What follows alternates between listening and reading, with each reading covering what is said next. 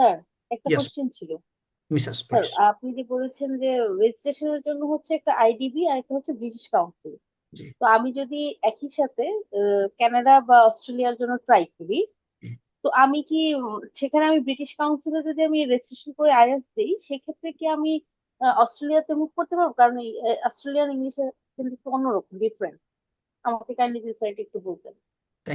Thank you for another nice question.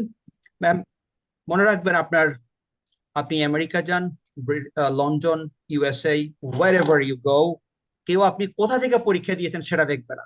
সবাই দেখবে আপনার স্কোরটা, আপনি স্কোর কত পেয়েছেন।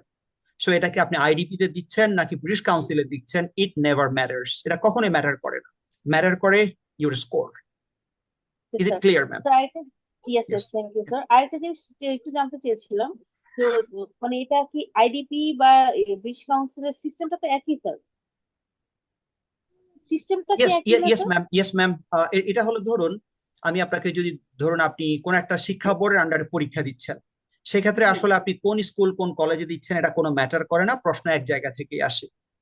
সো জি স্যার, এখানে জি হলো স্যার, আপনার এক্সাম প্রসিডিউরস বা আপনার question types, marking strategy, G. Everything is same, শুধু দুইটা অর্গানাইজেশন আলাদা আলাদা।